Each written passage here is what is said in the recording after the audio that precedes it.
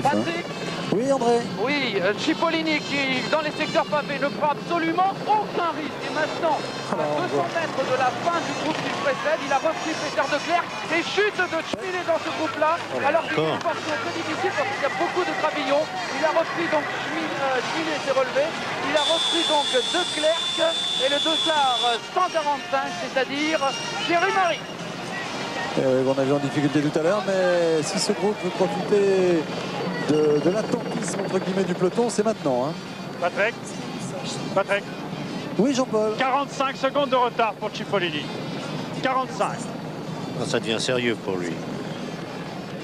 Ça suppose une poursuite de 4 à 5 km pour reprendre sa place au train où les hommes de Van Hooijdonk ont relancé la course. Mais on voit que la course est au maximum parce que on n'entend toujours pas parler de retour de Greg LeMond, qu'on signalait en excellentes conditions, de Kelly, de Jalabert et combien d'autres aussi de la liste des favoris qui, après avoir perdu une minute, n'ont jamais pu combler cette minute, ce retard. C'est vrai que c'est un Paris-Roubaix athlétique, oui, où il n'y a pas de temps mort comme parfois où pendant 20 km ça roule moins, on se regroupe, on rattaque. Là c'est vraiment l'élimination par l'arrière, c'est la course classique des hommes forts à l'avant qui imposent. Regardez, c'est Cassio encore. C'est pas impunément qu'on bouche un trou comme ça. Je crois qu'ils ne sont pas encore condamnés peut-être tout de suite, mais ça ne va pas tarder. Mais oui, parce que lorsqu'on doit boucher un trou comme ça, bien on le paye à la sortie du secteur pavé. Ceux qui font du vélo le savent, hein, quand on est dans l'abri de son petit camarade, tout va bien. Et puis d'un seul coup, regardez le petit trou là. 5-6 mètres, là vous vous faites mal. Oui. Patrick Schmilé maintenant semble être en très grande difficulté pour reprendre le groupe Cipollini, mais c'est également le cas de Thierry Marie malheureusement. Oui, il avait tout donné tout à l'heure Thierry, puis ses ennuis de dérailleur ne l'ont pas aidé. Toujours, comme le soulignait tout à l'heure Robert, Gilbert Duclos-Lassalle en 3e position. Van der Poel toujours très bien placé également. Et puis Van Hooijdonk, toujours puissant. Et attention à Mouzéo en 2e position. Je crois que les hommes forts sont là, il n'y a pas de doute. Regardez cette élimination par l'arrière, comme elle se fait. Ça saute à tout va derrière, ça saute. Regardez ceux-là comme ils ont du mal. Ils font partie du groupe de tête. Très léger, faux plat, à peine perceptible. Mais regardez, il faudra aller là-haut. Regardez les secousses de la moto, de la caméra sur la moto. Ces secousses, elles se répercutent dans les épaules, dans le dos, dans les cuisses des coureurs. Ah, il faut se rendre compte de ça. Wilfried Nelissen là, est en train de souffrir, alors que Marc Sergent lui revient très facilement. Nelissen, son équipier, va tenter de prendre la roue, c'est fait. Et il a fait un bon boulot là, Sergent. C'est terrible. Ça rappelle cette réflexion de Louis Capu qui aurait dû gagner par Roubaix. Il disait, moi quand je passais sur les pavés, je devais avoir un pois chiche dans la tête, ça faisait drôlin.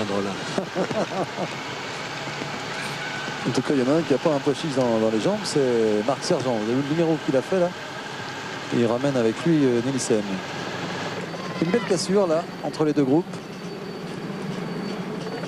Ainsi devant vous avez un groupe qui se forme avec Van Hooijdonk, avec Mousséou, avec Van der Poel, Duclos. Ça peut vraiment rigoler.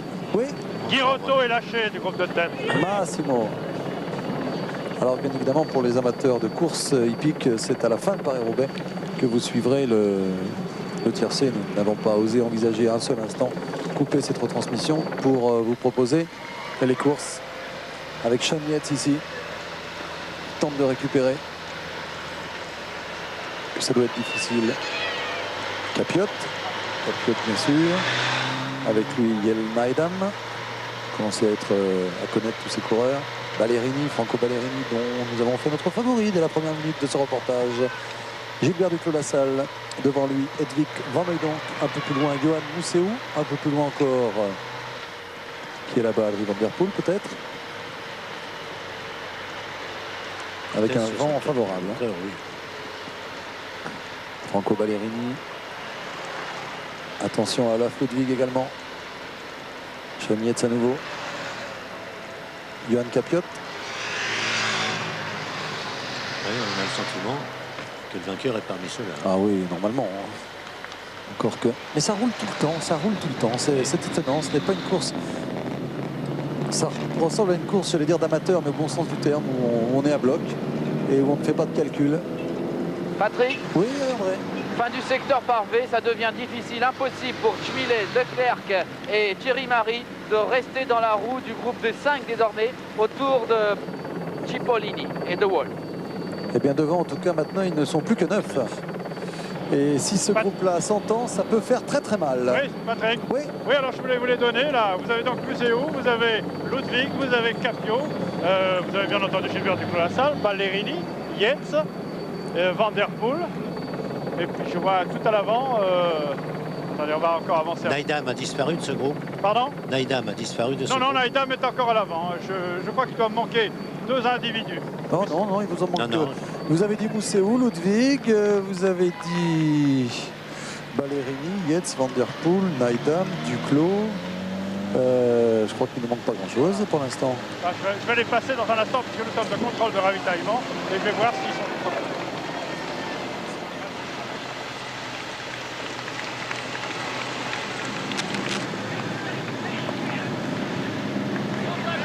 Contrôle de ravitaillement qu'ils n'ont pas envie de négliger, car c'est peut-être un danger qui va se présenter à tous dans quelques instants.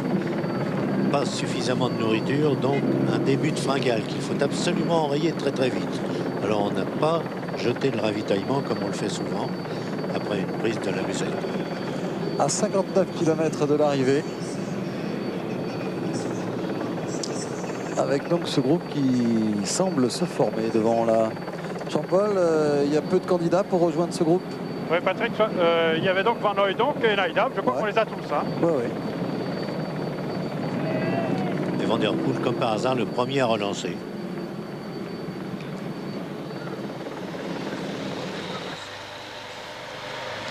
Museo, donc Ludwig, ici c'est Jelle Naidam, Duclos-Lassalle, Olaf Ludwig, Van Hooijdonk, Van Der Poel, Capiot, Museo.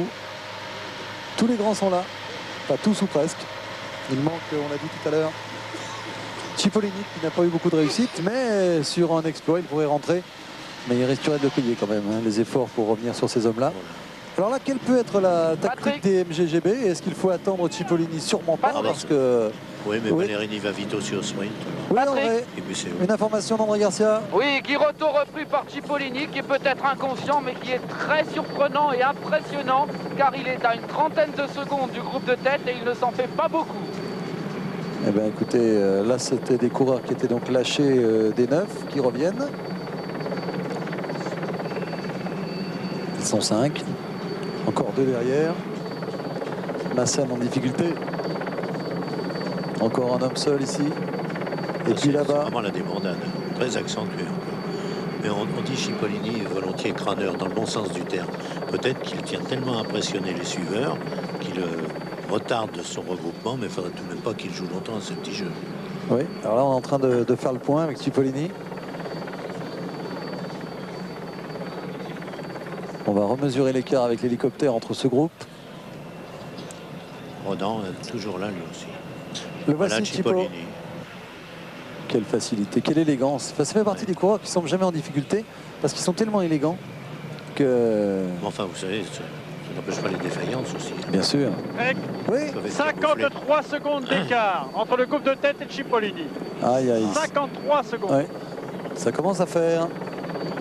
Tout dépendra de l'attitude des hommes de tête et de ce groupe de 9 qui s'était un peu démarqué. Le plus embarrassé de tout, ça doit être le directeur sportif de Cipollini, Patrick Lefebvre. Est-ce qu'il peut demander décemment à Museo et Ballerini d'attendre Cipollini, auquel cas il est certain que les deux autres ramèneraient Cipollini. Mais il le paierait par la Regardez, suite. Frédéric Moncassin. Hasardeux, hein. La belle allure de Moncassin qui va rentrer là encore.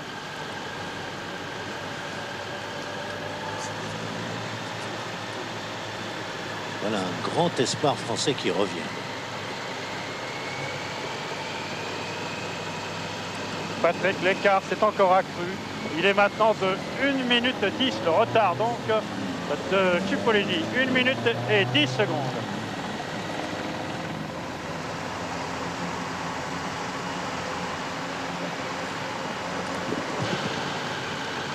Une 10. Jean-Paul, on a le sentiment maintenant que Cipollini ou bien veut encore crâner sur 2 ou 3 kilomètres, ou alors qu'il est complètement cuit et que ça ne se voit guère, non? Jean-Paul qui est en entre deux pavés là. Ouais. Au kilomètre 213, c'est-à-dire que nous sommes à 55 km de l'arrivée et qu'on tergiverse un peu dans le groupe de tête à nouveau avec Van Der Poel ici. Toujours à l'influence, il repart. Olaf Ludwig toujours bien placé. Nous approchons de Attich.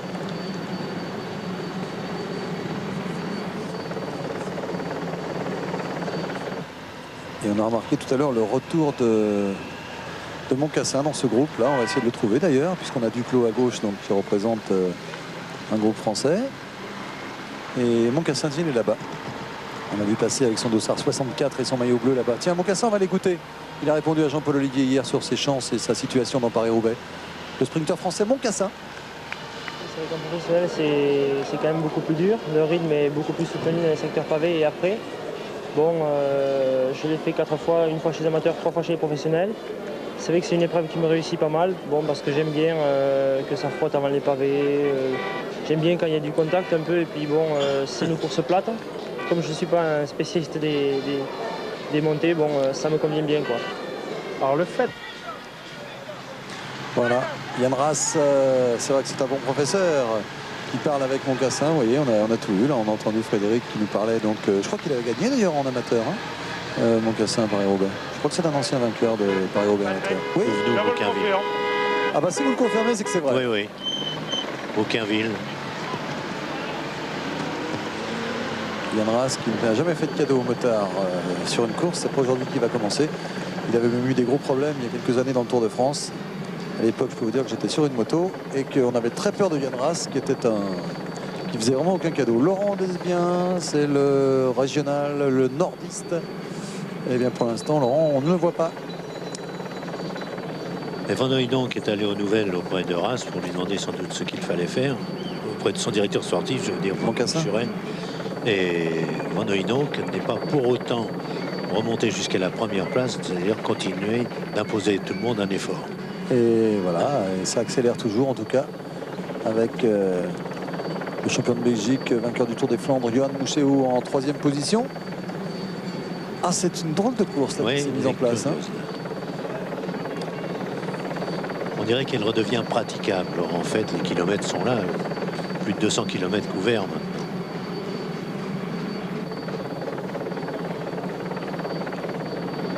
Alors qu'est-ce qui peut se passer dans ce groupe? On peut aller jusqu'à Roubaix comme ça nous étonnerait. On peut assister à une cassure avec un GBMG représenté devant, style Museeuw. Ce qui voudrait dire que derrière, eh bien, on prendrait le risque de les laisser partir. Parce que s'il n'y a pas de MGGB, il n'y a aucune chance que ça aille bien loin. Et puis, dans ces cas-là, il faut être vigilant. C'est pour ça qu'on voit les coureurs d'expérience toujours bien placés devant. Oui, oui. L'accélération à chaque fois qu'il y a un secteur pavé, des fléchissements très nets depuis quelques minutes qui auraient dû logiquement permettre à Cipollini et les siens de rentrer. S'ils ne rentrent pas, c'est qu'ils sont aussi au bout du rouleau. On va nous donner des nouvelles de l'écart.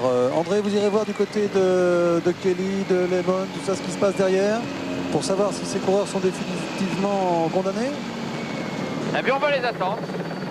Vous nous ferez un listing complet, ou une liste, pourquoi listing? Une liste des coureurs qui peuvent dire au revoir aux premières places à Roubaix. Et à mon avis, vous allez avoir du monde sur votre liste.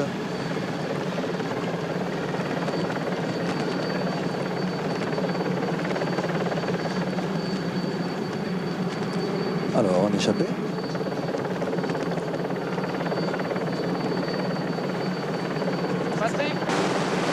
Patrick? Oui. Oui, eh bien écoutez, je crois qu'on peut dire que c'est fini pour Mario Cipollini, qui ne prend tellement plus de risques dans les secteurs pavés qu'il est en train de se faire complètement lâcher par le groupe des 5 désormais. Mario Cipollini a sans doute abdiqué toute prétention pour ce Paris-Roubaix. Vous savez, Vous avez bien bluffé. Hein. c'est les coureurs qui sont trop faciles comme ça. Il paraît jamais en difficulté, c'est vrai qu'il est élégant. Et ça, tiens, Alain Bondu était un peu comme ça aussi. Toujours très beau sur son vélo. Et on ne le voit pas. On ne voit pas qu'ils sont fatigués. On croit qu'ils attendent. Et puis, ils craquent. Alors que sur des garçons comme Thierry Marie, par exemple, c'est beaucoup plus visible. Ce sont des garçons qui sont à la peine et qui le montrent avec leur corps. Alors que Cipollini, lui, peut en abuser plus d'un. Très juste. Patrick, Oui. c'est d'autant plus surprenant que ce groupe de 6, qui n'est plus qu'un groupe de 4, avec surtout Dirk De Wolf, qui fait l'essentiel du travail, est revenu dans les voitures du groupe de tête. Ah oui, ça on comprend bien parce que ce groupe de tête est en train de tergiverser un peu là. Et Van Der Poel donne le coup de grâce quand même à Cipollini au cas où il serait resté une petite chance. Il aura fait un immense travail, Van Der Poel, dans ce Paris-Roubaix. Si le vainqueur devait être payé au kilomètre en tête. On est quand même à 60 km de l'arrivée et tout peut encore se produire. Souvenez-vous de Capiot qui était en difficulté en début de parcours à cause d'incidents mécaniques. Eh bien, il est revenu, là, il est dans le groupe de tête. Vous savez, il faut condamner personne tant qu'on n'est pas à 6-7 minutes. Hein. Et voilà le genre d'accident. Saut de chaîne, une crevaison ou un travers.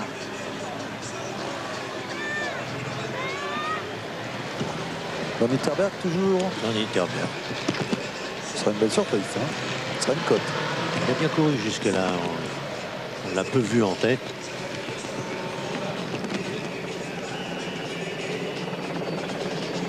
Et Duclos, fidèle à lui-même, toujours à quelques longueurs.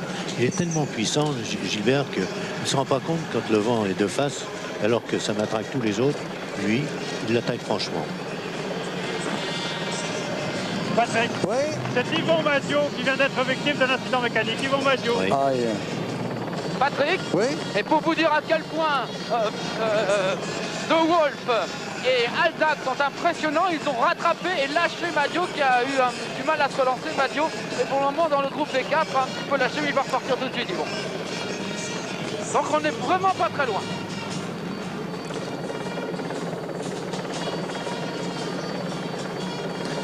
Van Nitterberg en tête de Paris-Roubaix, c'est bien pour lui. Van Nitterberg qui a pas une grosse carrière. Il est pourtant pro depuis longtemps, hein, depuis au moins 6-7 ans. Oui, spécialiste des kermesses. Il a 29 ans. Et il est quand même classé 320e coureur mondial. Donc il a très peu de références au niveau de son palmarès. C'est une belle allure. Hein. Même Jean-Paul Olivier n'est pas capable de citer plus de 3 succès de Van Nitterberg. Ne prenez pas au mot. Patrick, Oui, fin du secteur 8, donc Aldag, Redan et actuellement toujours De Wolf sont revenus dans les voitures du groupe qui les précédait, qui a du mal à les suivre. Et pour le moment, ça fait 15 secondes de retard pour Yvon Madio sur ce groupe-là. C'est vous dire à quel point ça va vite. Pour Mario Cipollini, il est encore beaucoup plus loin. Là, ça y est. Les moteurs sont repartis. Ah oui, puis au combien? Oh là, quelle accélération. Et bien mon cassin. Hein. Oui. Chaugnez dans sa roue. Patrick. Oui. Van Hooy donc vient de partir derrière Van Nitterberg apparemment.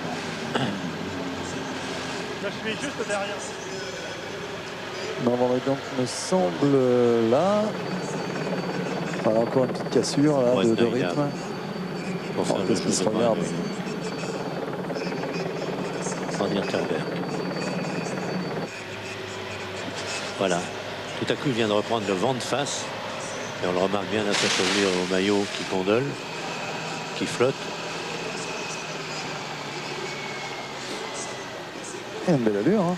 Patrick. Attaquant. Oui, André. Oui, Mario Cipollini à la fin du secteur 8 a été repris par Thierry Marie. Il a été repris aussi par Schmilet. C'est vous dire que maintenant, pour lui, Paris-Roubaix, c'est fini. Et ça me semble fini aussi pour tout le monde derrière. Hein. Ah oui, c'est ce que nous disions tout à l'heure. Ça ne peut plus échapper aux 20 qui se sont regroupés. Tant bien que mal d'ailleurs, il y a à peu près 30 minutes de ça. Et oui, parce que là, c'est en train d'éclater à l'avant aussi. On va faire un petit point avec Jean-Paul, qui va nous donner des infos dès qu'il rentrera en contact avec nous. Petite rupture avec Jean-Paul. Patrick, oui. Oui, c'est en train de bagarrer devant, là. Hein. Ça bagarre et ça sort dans tous les secteurs. Vous êtes dans le coup? Et je suis derrière. Je suis derrière. Dans quelques instants, je ferai un point complet. Merci. Il va finir par se retrouver tout seul. Oui, ça fait un bel écart en tout cas. Patrick, oui. Sortent maintenant du secteur 8 Steve Bauer qui mène Greg LeMond avec Pedro Luis Capestany, avec Laurent Jalabert, avec le champion du monde de cyclocross, qui est français vous savez. Et Thierry, il y a Moreau aussi. Tout le monde est le gros du peloton se retrouve ensemble, ce qui veut dire que ça fait partie des gens qui ont peut-être déjà depuis quelques kilomètres maintenant perdu Paris-Roubaix. Il y a aussi Capel dans ce groupe. Merci. Et pour avoir des informations un peu anecdotiques, eh bien sachez qu'actuellement nous n'avons qu'une image hélico. Pour une raison toute simple, c'est qu'il y a un hélico qui ne peut pas décoller parce qu'il y a un Airbus qui décolle de l'île. À quoi ça tient quand même, hein. Enfin, il y a toujours un homme en tête tout de même. On va lui donner une caméra au pilote. Le Dossard 127, donc Van Itterbeek, Benjamin de son prénom, qui est un peu inquiet de se retrouver dans cette galère, là, qui aimerait bien obtenir du renfort. Et pour l'instant, il ne voit rien venir, mais ça ne durera pas. Ah, c'est lui qui l'a voulu de se retrouver seul. Et on lui en sait gré parce qu'il nous a bousculé un peu ce groupe de tête. Et il était temps parce qu'on tombait dans une situation un petit peu trop passive de la part de ces coureurs. Un homme intercalé, Jean-Paul. J'essaye bêtement de passer le groupe et ça va. Là, la route est large. Alors là, vous n'avez aucune excuse, Jean-Paul. Ça y est. Là, vous êtes dénoncé par l'image de l'hélico. Hein. Ça y est, j'arrive maintenant. Vous savez, il n'y a pas longtemps, nous nous retrouvions derrière ce groupe. Alors, qui est ce garçon en deuxième? Nous passons là. Passe Michel. Nous avons un moteur de passer car ici, vous savez, il y a des barrages en permanence et nous allons y aller.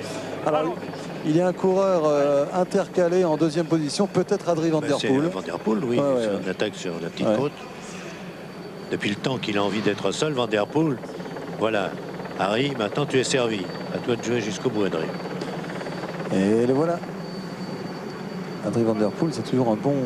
Oui. Déjà, Wilfried Elissen se trouvait en troisième position. Il vient de sortir du groupe. Nous remontons tout doucement. Alors là, on va faire le point donc, avec Van Itterbeek ici, avec la moto numéro 1. Un homme seul en tête, donc c'est lui.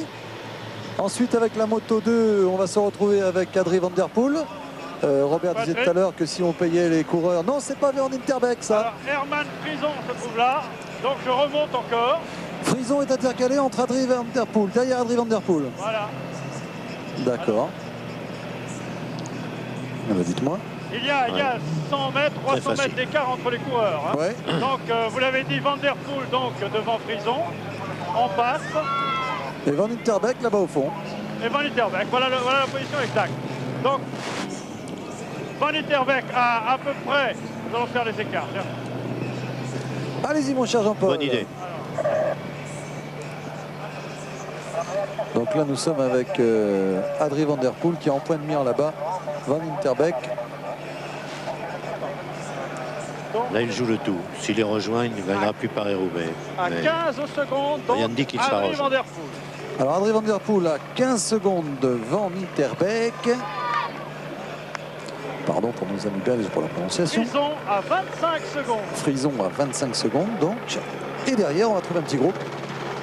Nelissen à 37 secondes.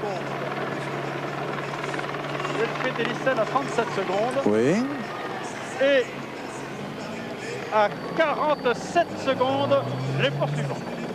Très bien, donc je résume les informations que vous venez de donner. Van Itterbeek seul en tête, Van Der Poel en deuxième position à 15 secondes. Le voici avec l'hélicoptère.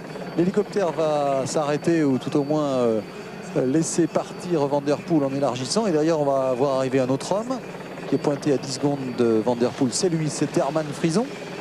Herman Frison, donc, qui est en troisième position. Donc on retrouve là l'homme de tête, enfin, on tente de le retrouver. Et puis un petit peu plus loin derrière, eh bien, on retrouve avec la moto 3 le peloton, enfin entre guillemets. Même pas, non, c'est Schmillet qui est là. Ah non, c'est Schmillet et Marie, ça se passe très très loin ça. Non, ça c'est la moto 3 qui n'est pas dans le peloton.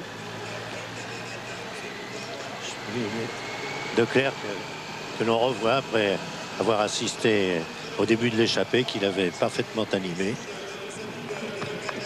Et l'homme de tête qui est assez élégant finalement et assez offensif. Jean-Paul. La pédale est légère. L'homme de tête entre dans la zone pavée numéro 7 avec à peu près 15 secondes d'avance toujours sur Adrie Van Der Poel. À 46 km de l'arrivée seulement. 46 km, oui c'est ça. Hein. Eh ben il y a un coup à jouer là. Pour Van Der Poel. Alors Van Der Poel, eh bien Van Der Poel, lui, quelle position est-il Van Der Poel, le gendre de Poulidor, Robert, dans la course actuellement? En deuxième position. Merci. Avec un maillot jaune, lui. Raymond, pardonnez Robert. Non, mais... Il ne sait pas ce qu'il fait. Voilà, un maillot jaune sur les épaules du gendre de Raymond. Et en deuxième position, oh, c'est des clins d'œil. Ça devient des clichés maintenant dans le monde du vélo. Hein. Qu'est-ce qui doit être nerveux là, Raymond, chez lui? Ah oui. Et on va rappeler comme à chaque fois qu'il en a gagné des dizaines et des dizaines de courses et des grandes. Oh là là, il a toujours fait des grands Paris-Roubaix en plus. Van der Poel deuxième, derrière Van Interbeek, Frison est troisième, Nelissen quatrième. Et avec le peloton, avec l'hélicoptère, on va tenter de découvrir ce qu'il reste du peloton dans quelques instants. On retrouve en troisième et quatrième position Nelissen. C'est curieux, c'est le plus rapide de tous. Regardez, 1, 2, 3, 4, 6e position, Gilbert Duclos-Lassalle. Van Hooijdonk bien placé. Oh là, quelle accélération là dans ce peloton. Là, on a décidé de jouer le tout pour le tout avec Van Hooijdonk qui tente de rentrer sur les deux hommes. Gilbert Duclos-Lassalle a du mal. Ah oui. Là, il faut s'accrocher, Gilbert. Hein. C'est Ludwig qui est là en tête. Patrick, oui. Van der Poel n'est plus qu'à une centaine de mètres de Van Interbeek sur les pavés, sur la zone pavée, toujours numéro 8. Hein. Eh ben, en tout cas, pour l'instant, je peux vous dire que les grands perdants, entre guillemets, c'est les GBMG qui sont en train de se faire piéger. Il va falloir réagir. Nous sommes encore à 46 km de l'arrivée. Donc rien n'est fait. Mais regardez, Olaf Ludwig, il a compris qu'il fallait y aller. Et ça va être difficile.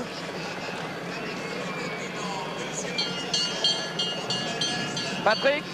Oui. Fin du peloton Cipollini qui est en queue du groupe Lemon. D'où est sorti Chanteur. Et 300 mètres devant ce groupe, on retrouve Thierry Marie. On retrouve aussi avec le dossard 101 Peter de Klerk. Et ensuite avec le dossard 45, toujours le même, André Hitchmiller. Et on aborde la section pavée numéro 7. Oui, donc très très loin de la tête maintenant. Et avec des hommes qui n'ont pratiquement plus aucune chance à entrer. Hein, c'est votre sentiment? Je leur dis au revoir. Eh bien écoutez, saluez-les pour nous. Et ils ont du mérite quand même. On sort, je ne sais plus qui disait ça, on sort champion du Tour de France, mais on sort héros de Paris-Roubaix. C'est vrai. Van Interbeek est en train de réaliser une très belle chose. D'autant qu'il semble le faire avec beaucoup de facilité. Assez haut en selle, contrairement à celui qui le suit à 12 secondes, Adrie Van der Poel. Ça ne l'empêche pas apparemment d'être assez adroit sur son vélo. Il y en a qui doivent faire des péchés d'envie. Là, c'est tous les copains qui tournent à Longchamp. Ils ont dû arrêter cet après-midi. Il doit y avoir peu de monde là-bas. Entre Gérard Rolf, bien sûr, Balutin, Decaune, Tosca, Guy Borel, tous les copains là. Et Drucker, Michel, bien entendu, est toujours là aux avant-postes. Et Belmondo et les autres. Avec une ascension du Mont Ventoux programmée d'ailleurs par Michel le 8 mai, je crois, le jour de l'ascension, bien entendu. Mais là, il faut prendre de la graine, messieurs. Hein. C'est pas mal à Longchamp, mais actuellement, Adrie Van der Poel, c'est quand même une autre allure. Hein. Qui va revenir sur Van Interbeek d'ailleurs. Patrick? Oui. Si vous voulez ajouter un nom à la liste de ceux qui ne peuvent plus gagner Paris-Roubaix cette année, il y a Yvon Madio. Yvon Madio qui faisait partie tout à l'heure du groupe des contre-attaquants et qui a eu le mérite de se montrer. Alors que Van der Poel ici va rejoindre Van Interbeek. Patrick. Oui, Jean-Paul. À la sortie de la zone pavée numéro 7, il n'avait plus que 10 secondes de retard, Van der Poel, donc 10 secondes de retard entre les deux hommes et 25 secondes entre le groupe, appelons-le le groupe Ludwig Duclos-Lassalle. Ok, donc on va maintenant regarder l'attitude de Van der Poel, le métier. Tout de suite, il en profite pour s'alimenter avec donc deux hommes en tête. Si Van der Poel relaye, ils peuvent tout espérer tous les deux. Parce que derrière, il y a quand même des manques. Des réveils de temps à autre de Van Hooijdonk, de Ludwig, tous deux très bien contrôlés par Duclos-Lassalle, qui attend peut-être son heure ou son dernier quart d'heure.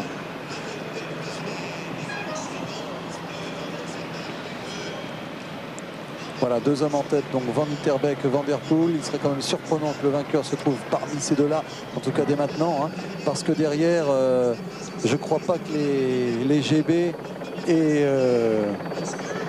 Van Hooijdonk vont se regarder trop longtemps. Patrick, Il y a une quinzaine de secondes maintenant entre les deux hommes de tête et les poursuivants. Donc les poursuivants qui sont Ludwig, bien sûr, Duclos-Lassalle, Van Hooijdonk, Ballerini, Sergent, Museeuw et Frison. Voilà. Et oui, ça fait du beau monde encore. Là maintenant, tout va dépendre de leur 2 attitude. contre 7. Alors que Museeuw et Ballerini ont décidé de faire l'effort. Duclos, le vainqueur de l'an passé, en 6e position. Alors on s'intéresse beaucoup à Duclos, bien sûr, c'est normal. D'abord parce qu'il est français et n'y voyez pas là trop de chauvinisme. Mais on sait que l'attente des téléspectateurs français, c'est quand même de savoir où sont leurs représentants. Même si nous sommes beaucoup regardés, on les salue en Suisse, en Belgique et ailleurs. Ouais, mais Duclos, de toute façon, il convient de s'y intéresser. Je vous rappelle tout simplement qu'il a gagné l'an passé. Et ils n'ont plus beaucoup d'avance, les deux hommes de tête. C'est fini pour eux. Un peu de parlotte entre les deux, mais ça ne donne rien, à moins que Van der Poel prépare une deuxième contre-attaque. Ouais, c'est fini. On va assister au retour de ce qu'on va appeler le petit peloton. Enfin, ils sont 6 seulement. Et on va donc se retrouver avec 8 hommes en tête dans quelques instants, sans aucun doute. Alors, qui est là?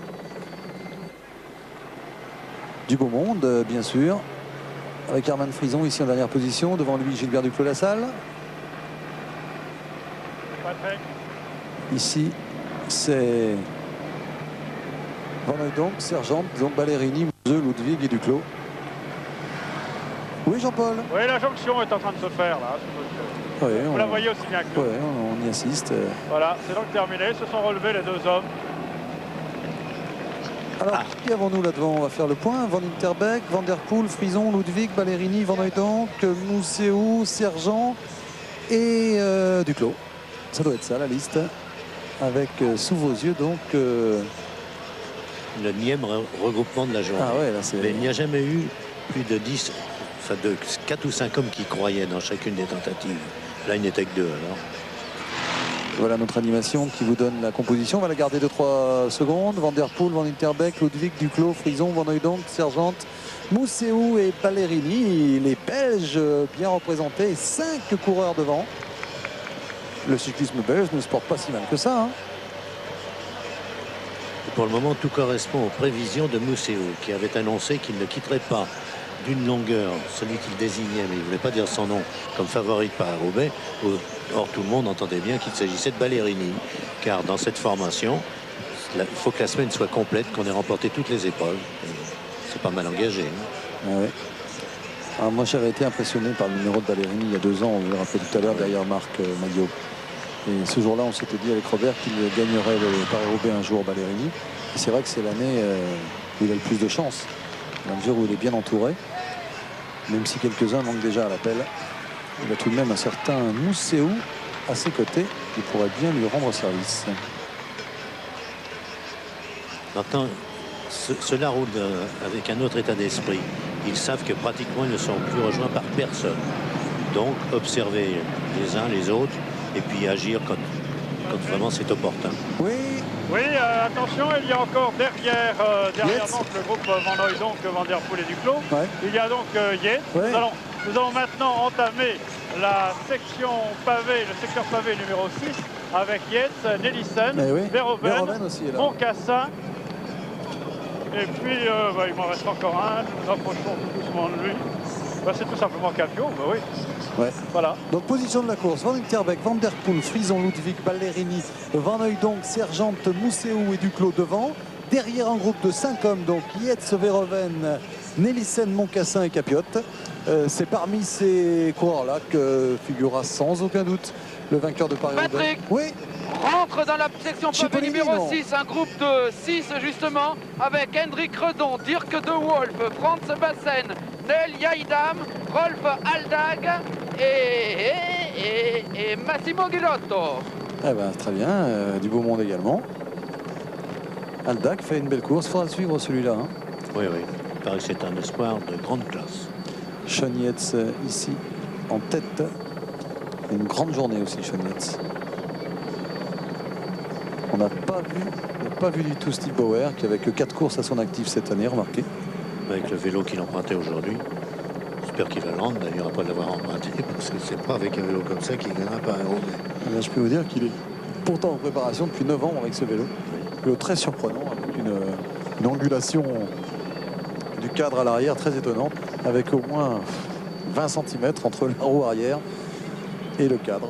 Quelque chose qu'on n'avait vraiment jamais vu, mais on s'attend à pire encore dans les années qui viennent avec ce vélo extraordinaire que vous avez peut-être découvert l'autre jour à la une de l'équipe, vélo de Mousséou. Alors là, c'est la révolution complète. On n'a pas fini d'être surpris dans les années qui viennent. Jusqu'au moment où les techniciens de l'Union cycliste internationale vont trouver qu'on sort quand même un peu des cadres, c'est le cas de le dire.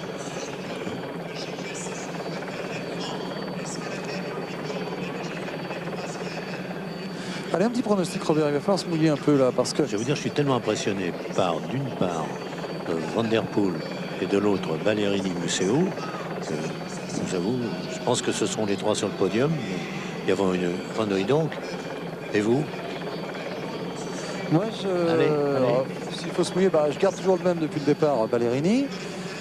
Mais je suis quand même un peu désorienté par ce qui se passe là dans ce petit peloton. Je suis surpris par, alors qu'on va assister donc au retour de ce groupe des 5, Yates, Moncassin, Verhoeven, Elissen et Capiot. Je suis surpris, disais-je, par l'attitude de garçons comme Van der Poel. Remarquez, il a essayé, hein, mais Van der Poel, Ludwig, Duclos devraient tenter quelque chose C'est Duclos dans quelques instants. L'inconnu, gros inconnu de ce groupe, c'est Duclos. Comme on sait qu'il ne prétend pas, peut-être qu'il le pourrait compte tenu de l'état de fraîcheur des uns et des autres à l'arrivée, mais quand on sait qu'il ne joue pas sa victoire sur ses chances au sprint, donc son salut est dans la fuite. Et on sait ce que ça veut dire quand Duclos prend 100 ou 200 mètres. Alors on est encore un petit peu loin, mais c'est vrai qu'avec l'appui d'un Van der Poel, pourquoi pas d'un Van Hooijdonk ou d'un Yates. Mais pour l'instant, Gilbert court remarquablement bien, il faut le souligner aussi. Et puis Moncassin, il ne faut pas l'oublier. Moncassin qui rentre là par l'arrière, il va falloir surveiller dans le final. Lui, hein. Vous imaginez si tout ce beau monde arrive ensemble sur le vélodrome? Alors les deux premiers entrants, Duclos et Moncassin, dans l'ordre ou dans un autre ordre, quel triomphe. Vous vous souvenez l'an passé, l'ambiance ici? Ah oui. On se croyait dans un stade de football au Maracana. Donc les tribunes sont pleines déjà là à Roubaix. Un soleil, mais c'est vraiment pas Paris-Roubaix. Nous on est un peu désorienté, c'est vrai. Il pleut plus jamais. Il ne pleut plus jamais. Habituellement on se mord les doigts pour se réchauffer. Il y a juste un petit problème qui est toujours le même chaque année. C'est pas le froid, c'est pas. Eh oui. On ira au contrôle après. On va y aller vite. Hein. On est quand même assis là depuis midi.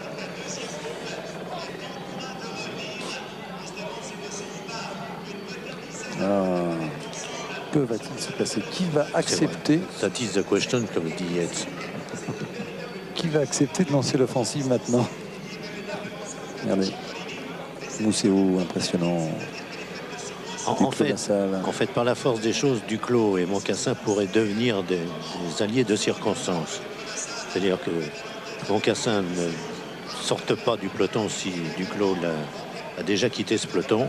Et en cas d'arrivée au sprint, bon, Duclos partant de loin, Moncassin derrière lui, l'ayant en point de mire. Enfin, on peut rêver. Ouais, en cas d'arrivée au sprint, Mousséou sera quand même dur à battre. Ah oui. Ça. Avec Ludwig aussi. Et Van der Poel qui va vite.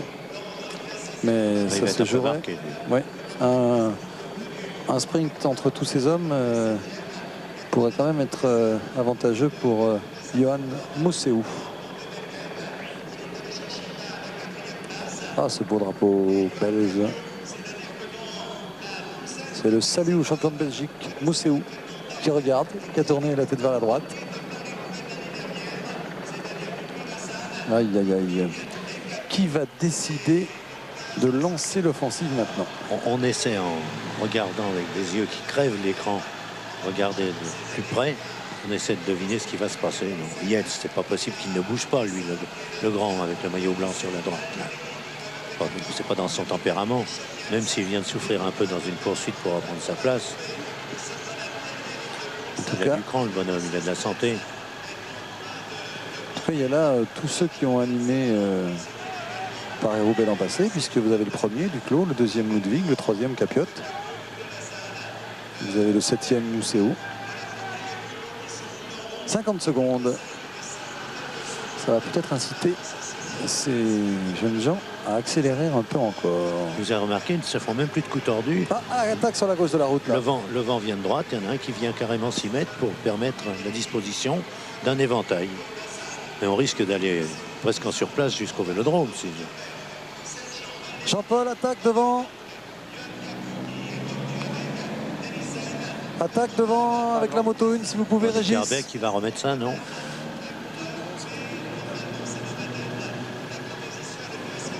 Qui décide de réagir, voilà. Mousseau hésite. Duclos sans le bon coup, Ludwig aussi. Van Nitterbeek encore. Bien placé, Johan Mousseau. des choses. Oui. Aïe, aïe, aïe, on se regarde, on se retourne. Il faut faire l'effort là. Ludwig refuse de le faire, Duclos dans sa roue. Partir seul à cet endroit-là, c'est pas tellement recommandé quand même. Hein. On reste en point de mire. Patrick Chen, Oui. attaque de Frison ici. Oui. Attaque de Frison donc qui a pris une trentaine de mètres à ses concurrents. Herman Frison, seul en tête de ce Paris-Roubaix, le représentant de l'équipe de Jean-Luc Vandenbroek. Toujours bien placé dans Paris-Roubaix, Frison. Oui. Nous entrons à Templeuve pour une précision géographique. Oui, Templeuve à 35 km de l'arrivée. Court pour l'auto, et c'est vrai qu'il a régulièrement fait pour Paris-Roubaix, mais il n'a toujours pas tiré le gros lot. Alors un jour ou l'autre, ça peut sourire. Et derrière, Van Der Poel, le même scénario que tout à Patrick. l'heure. Incroyable. Oui, André. Patrick, eh bien, à Templeuve, si vous voulez m'en croire, le groupe des 6, si ça continue comme ça, va rentrer avec le groupe de tête. Eh oui, parce que le groupe de tête tergiverse. Là, il y a des contres qui sont en train de se mettre en place. On sent que ça pourrait bien être le bon coup avec Frison. Et derrière lui, Van Der Poel. C'est la guerre entre... Oui, parce que les GB ne réagissent pas. Donc Duclos et les autres, je pense notamment à Olaf Ludwig, se disent il n'y a pas de raison que ce soit nous qui faisons le travail pour ramener tout le monde. Donc voilà, c'est aussi simple. il va falloir que Ballerini, il va falloir que Ballerini et Mousseau se décident à faire le travail, car Van Hooijdonk lui aussi refuse de prendre l'initiative pour revenir sur les échappées. En tout cas, il y en a un qui mérite vraiment un immense coup de chapeau, c'est Van Der Poel. C'est fou ce qu'il aura animé la course. Je le répète, pas de chance pour lui. Dès le 50e kilomètre, il avait pratiquement perdu tous ses coéquipiers. Herman Frison.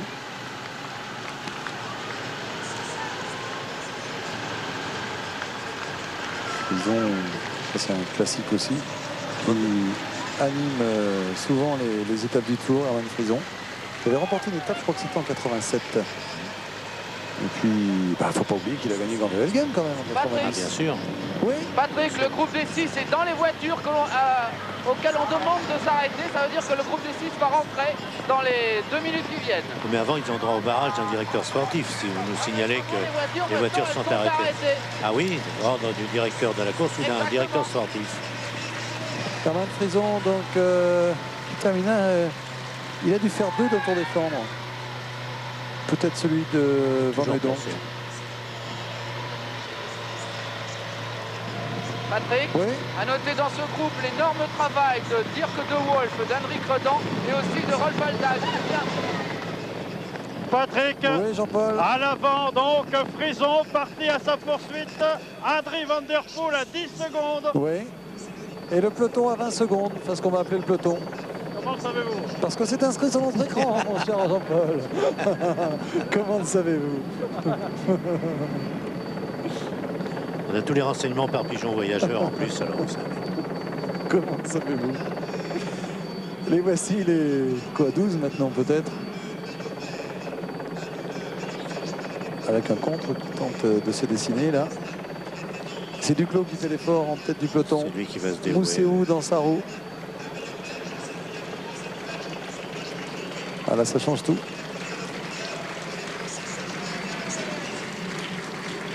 Il reste 10 km de pavé. J'en connais quelques-uns qui s'en seraient bien passés. Oui, 10 km. Par des secteurs assez difficiles d'ailleurs. Toujours Adrie Van Der Poel en deuxième position. On peut avoir un vainqueur surprenant dans un... Bon, ce sont des bons noms, des grands noms qui sont là.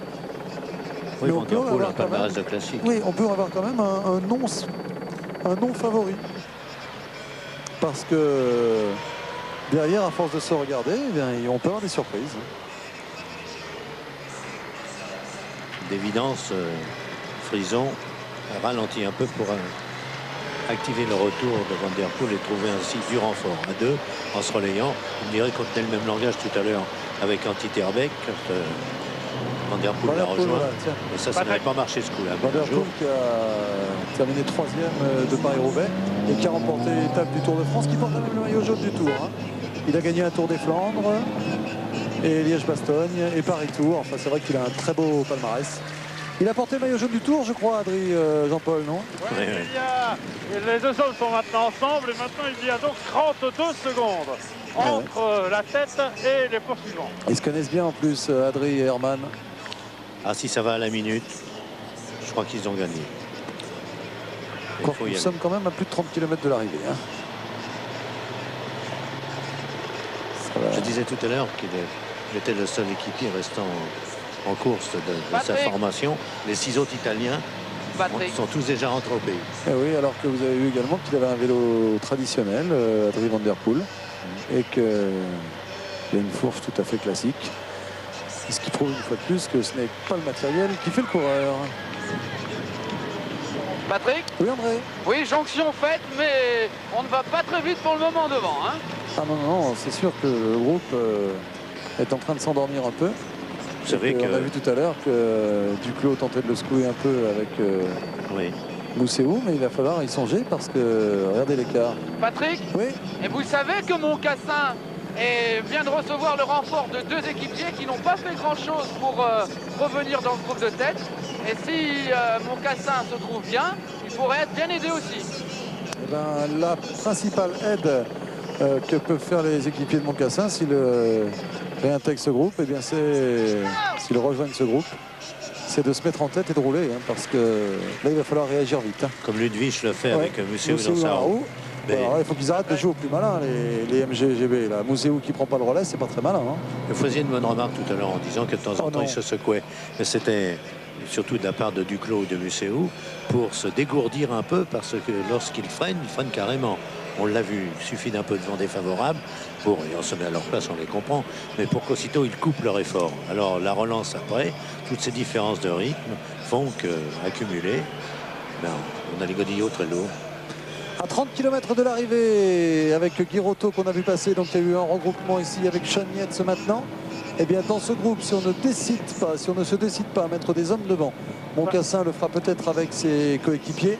Et si on ne se décide pas à envoyer les hommes à l'avant, ce sera trop tard dans quelques minutes. Jean-Paul. Oui, ça sera trop tard car il y a 43 secondes maintenant d'écart. 43 dernier pointage. Et oui, il faut réagir tout de suite. Là, il ne faut pas laisser Van Der Poel et Frison partir seuls. Enfin, je parle là pour ceux qui composent le groupe de tête. Il faut qu'ils fassent des choix maintenant. Alors, éventuellement, dressons le bilan. En admettant qu'à 15 km de l'arrivée, il soit encore possible de gagner. Donc les super finisseurs, on peut mettre Duclos Lassalle en tête, Ludwig et Mousseau, qui nous étonnerait, lui le sprinter, j'ai envie de tous les mettre. Finir. J'ai envie de tous les mettre. Il y a Sergent, c'est un finisseur extraordinaire. Il y a Van donc, vous souvenez-vous la manière dont il avait gagné le Tour des Flandres. Il y a Ballerini. C'est tous des finisseurs exceptionnels. Alors je retire mes billes, je parie. Mais non, mettez un peu de billes, mais vous pouvez les mettre sur la plupart des membres de ce groupe. C'est vrai. Et Yates, qui a été un grand poursuiteur. Vous avez que, de toute façon, s'ils sont là, c'est pas tout à fait par hasard. Hein. Mais ces deux-là ont l'air de bien s'entendre, en tout cas, Robert. Oui, puis les prises de relais ne sont pas trop nerveuses pour assommer celui qui vient de rouler. Van Der Poel, quelle journée il nous fait. Oh. J'espère qu'il va pas nous refaire une deuxième place comme au championnat du monde de cyclocross où il avait il est abonné. L'abonnement.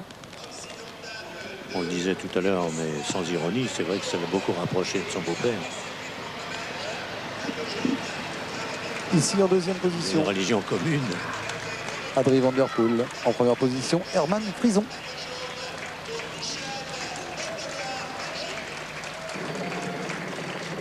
C'est le jour des anciens quand même, parce que c'est pas de genoux tous les deux non plus. Oui, les reprises de relais sont très mesurées. 42 secondes d'écart, 42. Ah oui, il y a un petit moment où il est encore possible de réagir. Après, il sera trop tard. Mais ça a l'air de rouler dans le groupe là. Hein. Et nous sommes à 6 juin, 6 juin. Vous êtes à 6 juin. 6 juin, mes félicitations. Alors s'ils ont un renseignement, 29 km de l'arrivée. Avec toujours Mousseau en deuxième position, rarement en première. Avec donc un télécom, c'est Aldag qui est venu prêter main forte à Olaf Ludwig. Tout à l'heure j'ai cité Ludwig, c'était Aldag en fait. Oui. C'était Ludwig avant, non mais je me suis trompé une fois, mais il faut le reconnaître. Ah bah, on se trompe tous. Je me suis trompé tout à l'heure, j'ai dit Ludwig et ça devait être Aldag puisqu'il est là en tête. Derrière lui donc le champion de Belgique, Johan Mousseau. Un peu plus loin Van Hooijdonk. Comme les choses se sont précipitées pour Mousseau, tout à coup 6 équipiers autour de lui. Et moins de 20 minutes plus tard, but de 30 secondes. 30 secondes seulement? Oui. Ah oui, ça veut dire que le groupe de tête, sous l'impulsion donc de Aldag, a bien réagi. Ça veut dire que Olaf Ludwig se sent fort. Olaf Ludwig qui termine à deuxième l'an passé derrière Gilbert Duclos-Lassalle. Ça veut dire qu'il se sent bien s'il demande à son équipier le Aldag de sonner la charge en tête de ce groupe. Et il continue Aldag avec son casque rose. un peu de demi-fond là quand même. Belle allure. Hein. Alors derrière Mousseau qui aime bien être parmi les premiers mais qui ne prend pas de relais pour l'instant. Il va bien falloir qu'il se décide quand même. Il y a du beau monde. Hein. Vous voyez, on entend Daniel Manjas qui dit Mousseau dans le sillage de Ludwig. Eh ben, il s'est trompé aussi, on est deux. Ça fait plaisir quand même. Bon anniversaire d'ailleurs, tiens. Et il a un écran géant pourtant. C'est pas souvent qu'il se trompe, que je peux vous dire. Non, c'est vrai. Et 28 secondes seulement d'écart donc entre Van der Poel et Frison. Et le groupe emmené par Aldag. Ah, ils vont être revus les deux là, si ça continue à rouler comme ça. Hein, parce que ça s'organise, ça y est maintenant. Ouais. Oh, quelle finale on va avoir. S'il y a un regroupement encore. Là, parce que autant à 30 km de l'arrivée, ça paraît, oh, c'est fini les deux là. Enfin, c'est fini, j'exagère un peu. Mais il n'y croit plus beaucoup. Non, c'est lourd maintenant. Van der Poel, on n'a pas vu se mettre en danseuse une seule fois. Oui. A besoin de se détendre un peu. Les reins deviennent très douloureux, les poignets, enfin bref, ils ont mal partout. Voilà plus de 3 heures en tout cas que nous sommes en votre compagnie. J'espère que vous partagez notre plaisir dans ces images toujours surprenantes de Paris-Roubaix. 2 hommes en tête qui vous désorientent peut-être un peu. Enfin, Van der Poel est quand même quelqu'un de très connu avec un très gros palmarès. Et Herman Frison avec lui, mais c'est plutôt dans ce groupe-là qu'il faudra peut-être aller chercher le vainqueur, car on est bien décidé à revenir sur les 2 hommes. Regardez la puissance qui se dégage de ces images.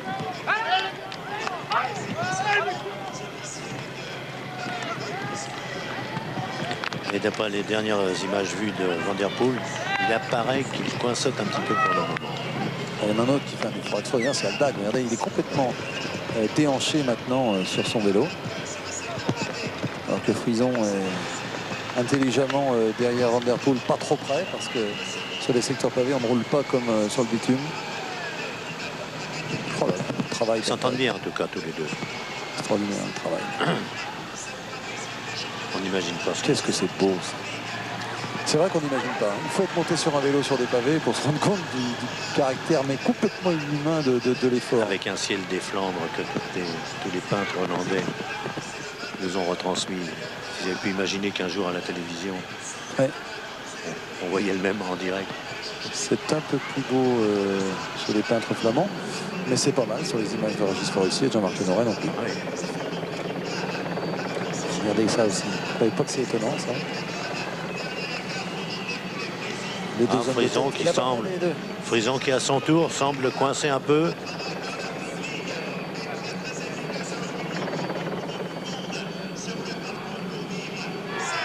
Voilà, Aldag s'est écarté cette fois-ci. Et c'est Ballerini en personne. Et Duclos au deuxième, bien sûr. Regardez, Duclos, il y a même une cassure. Ah, ça y est, il y a la cassure. Ballerini, voilà, tout peut se jouer maintenant. Si Duclos parvient à s'accrocher à Ballerini, il est probable maintenant que Ballerini va tomber sur Van der Poel et Frison. Ah, là, et c'est beau. Patrick, oui. Van der Poel est en train de tenter De partir, oui. de lâcher Frison. Oui, on avait vu Frison en difficulté tout à l'heure. Et alors l'écart n'est plus que de 17 secondes. On assiste à un numéro extraordinaire là, de Déchaîné. Ballerini avec Gilbert Duclos-Lassalle dans sa roue. Paris-Roubaix est en train de se jouer maintenant, en tout cas pour Frison et pour Van Der Poel, car Ballerini a décidé de passer à l'attaque avec des souvenirs sans doute d'il y a 2 ans, lorsqu'il avait démarré trop tard derrière Maggio. Regardez, il est revenu déjà, incroyable, comme un TGV, il est passé Ballerini avec Duclos-Lassalle dans sa roue. Van Der Poel et le public de Roubaix ici commence à réagir. Van Der Poel tente de prendre la roue, Herman Frison est un peu juste. Van Der Poel également, 2 hommes en tête, Duclos-Lassalle qui a maintenant pris le relais. Paris-Roubaix est véritablement lancé, 2 hommes en tête, Ballerini et Duclos-Lassalle. Le trou est fait. Comme Ballerini est un sprinter, un homme qui a débuté sur les kilomètres, donc Duclos accroche. Au pire, ça sera une 2e place. Mais rien n'est perdu. Hein. Il n'y a pas de petit Paris-Roubaix. Preuve en a encore faite aujourd'hui avec tous ceux qui ont attaqué tour à tour, tous les coéquipiers de Ballerini. Et puis Ballerini a senti que les GBMG étaient en difficulté, que les autres n'étaient plus là. Il pensait que Bowmans n'était plus là, Cipollini non plus, Schmillet non plus, Wilfried Peters non plus, Ludwig Willems à 25 km de l'arrivée. Tous ceux qui avaient préparé le terrain pour les GBMG n'étaient plus là. Alors il fait un petit signe, Ballerini, il dit à Duclos, c'est le bon coup, il faut y aller. Il passe pas il faut par le passer moment. maintenant, Gilbert, s'il en a la force. Oui, il demande un temps de répit. Ah, si on pouvait avoir une idée d'un petit écart tout de suite là. C'est difficile pour une caméra de se retourner dans les pavés. Voilà, Gilbert Duclos-Lassalle a décidé de tenter de passer. Il roule au sommet des pavés comme il en a l'habitude. Et l'autre roule tellement vite.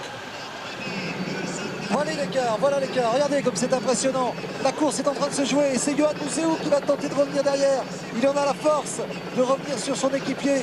Il pourrait se retrouver à 2 sur 6 devant les GBMG. Top. En 6 secondes. 6 secondes. Regardez l'allure de Ballerini. Oh là, Gilbert va avoir du mal à suivre. Ballerini très très souple. Ah, il nous rappelle le Ballerini qui nous avait tant impressionné derrière Maggio il y a 2 ans. Et qui était désigné par tous les autres coureurs comme le favori. Oui. Vous dites ça parce que je l'avais mis comme favori. Vous voulez dire que je le mérite, c'est ça? Non, j'ai compris. Duclos en 2e position derrière Ballerini. Quel courage Duclos.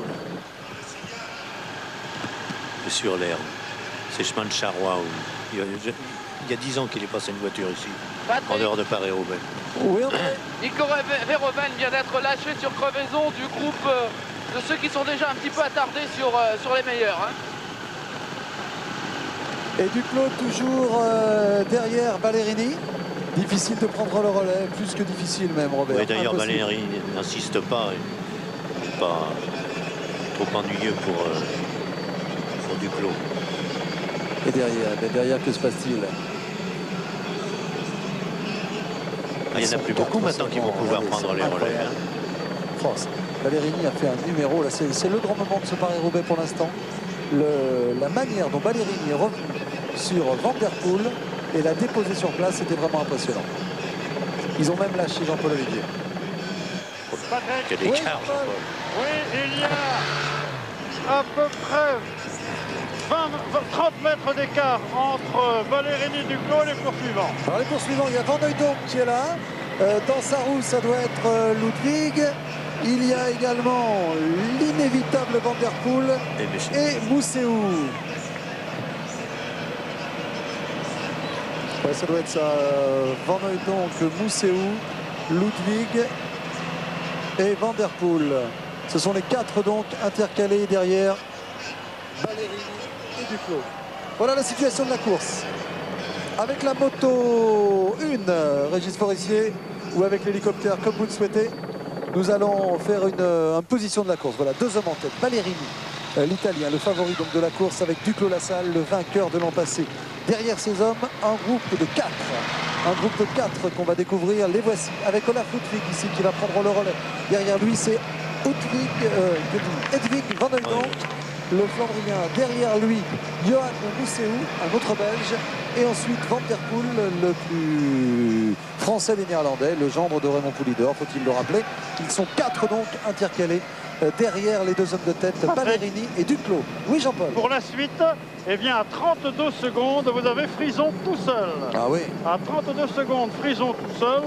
Et ce qui reste donc du groupe, se trouve exactement top à 50 secondes avec Mocassin qui a pris ici le relais devant Cheniez. Voilà.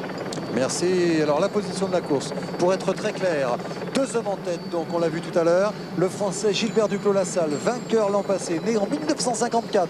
Et oui, vous avez bien calculé, 39 ans pour Gilbert Duclos-Lassalle, qui est ici en 2e position au secteur pavé numéro 4, c'est-à-dire exactement à 22 km de l'arrivée. Donc Ballerini l'italien, Duclos-Lassalle le français, 2 hommes en tête. Derrière, on retrouve un groupe de 4 hommes emmenés par l'allemand Olaf Ludwig, 2 Belges, Mouzeou et Van Hooijdonk, un néerlandais, un hollandais, Van der Poel et son dossard 88 qui a fait un très gros travail jusque-là. Derrière ces hommes, en 6e position, en 7e position exactement, on retrouve Herman Frison qui était tout à l'heure échappé avec Van der Poel. Et un peu plus loin encore, à 50 secondes, on retrouve un groupe où l'on retrouve le français Mocassin, mais également Sean Yates et 2 ou 3 autres coureurs. Voilà pour la position de la course. Avec un avantage considérable pour Mouzeou, qui a le beau rôle dans cette histoire, car il n'a pas à prendre les relais derrière son équipier Ballerini, dont il annonçait d'ailleurs personnellement la victoire. Il la souhaitait de tout cœur, disait-il. En tout cas, Gilbert Duclos-Lassalle est actuellement incapable de prendre un relais sur Ballerini. Ballerini a tout à l'heure demandé le relais, mais il a vu que Duclos ne trichait pas, qu'il était un peu juste. Donc Ballerini a choisi de continuer, et en se disant que s'il était plus puissant que Duclos, il l'emporterait. Imaginez une 2e place ou une victoire de Duclos, ce serait extraordinaire encore avec ce qu'il a fait l'an passé. C'est vraiment la science de Gilbert pour se préparer, qu'il connaît son corps, il connaît son potentiel physique, il sait comment il doit se préparer. Et quel nez de la part de Richard Dio, qui va nous proposer tout à l'heure un reportage de 5, 6 minutes, peut-être même plus, sur Gilbert Duclos-Lassalle, parce qu'il va en avoir des choses à nous raconter, Gilbert. Patrick, oui. Fin du secteur numéro 4, 250 mètres d'avance pour Ballerini Duclos-Lassalle sur le groupe des 4. Fin du secteur numéro 4. Merci, en effet, nous venons de quitter Wanne. Nous allons maintenant sur la zone 3 à la ferme de Créplen, de Jolignon, par là. Ensuite, on passera Canfin en Pévelé. Puis on ira au Carrefour en Pével. Pével, Mons-en-Pével, ça avait été la première grosse difficulté inscrite sur les nouveaux parcours du Tour de France, gagné par Forestier cette année-là. Quel talent. Côte terrible. Côte terrible. Avec un tas de fumier en bas, où une dizaine de coureurs s'étaient trouvés le nez dedans. On donne 13 secondes là pour l'instant, Robert, pour les 2 hommes. Toujours Ballerini, la mobilette ou la locomotive si vous préférez. Mais il relaye. Et derrière un wagon. Il a pris un relais tout à l'heure. Il va passer encore maintenant pour être pas décourager Ballerini. Mais si Van Hooijdonk n'est pas capable de relayer maintenant Ludwig, qui est le seul à prendre les relais, c'est fini. Et bien voilà, Duclos est passé comme vous l'avez fort bien conseillé. Il est sport. Bien sûr. C'est un bonhomme qui est exemplaire dans son esprit. Je crois que c'est intéressant de voir ces 2 hommes pour ça, parce que Duclos a pu prendre un petit relais, il a fait tout ce qu'il pouvait. Et Ballerini maintenant derrière prendre un relais beaucoup plus puissant, c'est vrai. Patrick, oui. Derrière Van Hooijdonk, Ludwig, ça va vite aussi, très vite même. Ah oui, de toute façon, là, la course est lancée. Ludwig et Van Hooijdonk savent exactement ce qu'il faut. Ils sont à 20 secondes et Olaf Ludwig a de la mémoire. Il sait que l'an passé, il y avait un certain Duclos qui était devant aussi et il ne l'a jamais revu. Donc il sait qu'il ne faudra pas attendre le dernier secteur pavé pour réagir. Nous sommes là dans la zone 3 à seulement, j'ai bien dit seulement, 19 km de l'arrivée. Voilà. 20 km donne les panneaux jaunes et 19 notre tableau, mais c'est ça, c'est un bon ordre de grandeur. Nous sommes à moins de 20 km de l'arrivée et ces 2-là, il va falloir aller les chercher, il va falloir les mériter. Voilà, Duclos. Il est prudent, Duclos, il n'est pas resté sur le bas-côté où le silex est évidemment plus perforant. 21 secondes, oui. Oui, il vient de passer devant le panneau des 20 km, le groupe de 4. Et on va peut-être voir ce qui se passe également derrière. Est-ce que Frison est toujours par là? Patrick? Oui. Oui, Frison est toujours intercalé. Frison est toujours intercalé. Il passe maintenant, lui, au panneau des 20 km. Ah, vous êtes derrière André Garcia alors? Pardon? Vous êtes derrière André Garcia alors? Ben oui, je ne sais pas ce qui s'est passé. Ah, vous vous êtes fait doubler là. Il m'a doublé. Voilà Frison justement. qui arrive maintenant dans la zone numéro 3. Il ne reviendra plus, Herman Frison. Ça va trop vite devant, il y a trop de bagarres. C'est à cet endroit que Kuiper était parti pour gagner son Paris-Roubaix.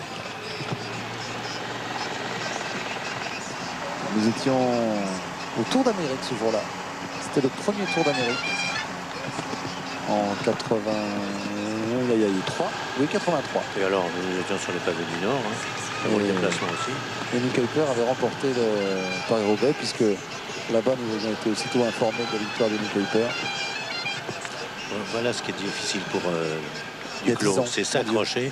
Ah oui, ça ne rajeunit pas. Bon, s'accrocher alors que ça monte un peu. C'est un faux plat et c'est tellement dur. Là, il doit chercher les meilleurs développements possibles. Il est au courage. D'autant que ce n'est pas son vélo de départ. Il est au courage, Gilbert. Là. Au courage. Regardez. Patrick, Oui. 400 mètres entre le groupe de 4 et Ballerini du Clos-la-Salle.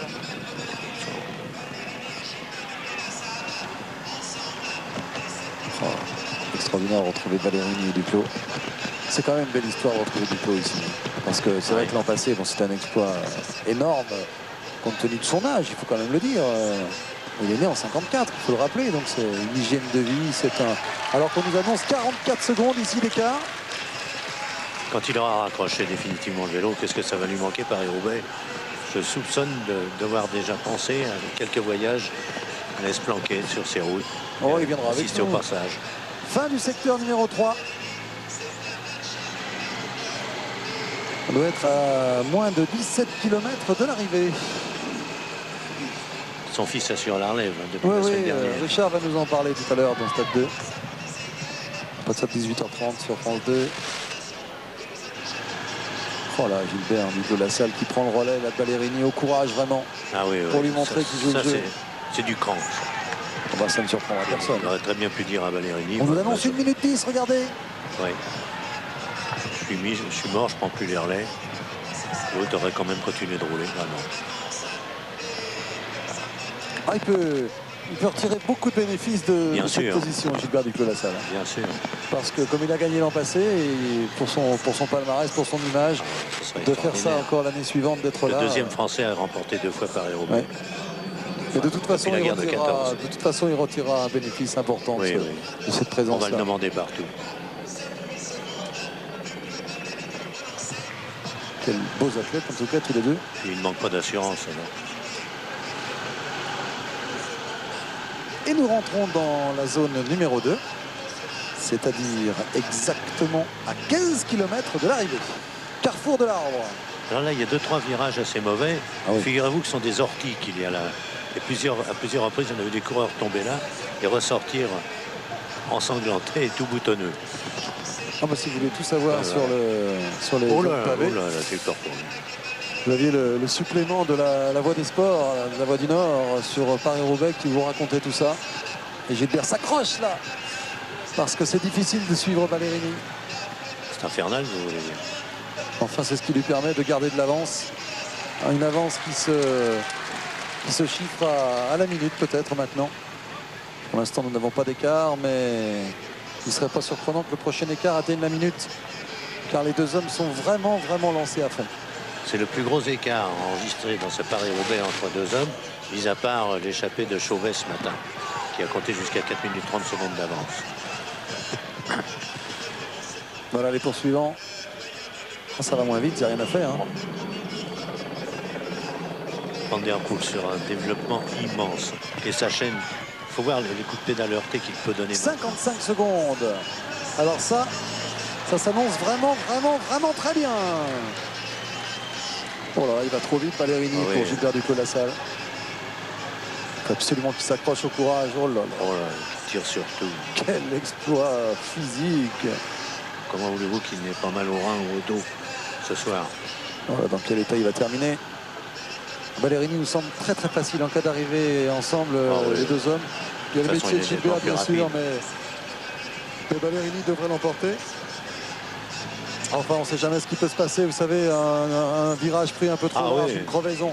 Il se passe tellement de choses dans Paris-Roubaix qu'il ne faut surtout pas condamner les chances de Gilbert Duclos-Lassalle, parce qu'il fallait déjà avoir les jambes pour être là.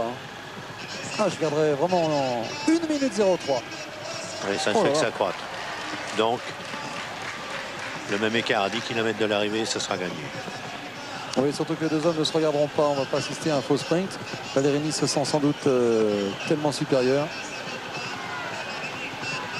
Quel bonhomme. Et quelle belle image. Bravo le motard, il est sur les pavés, je vous le rappelle. Vous avez vu le cadre descendant. Oui, 53 secondes. à 16 km de l'arrivée.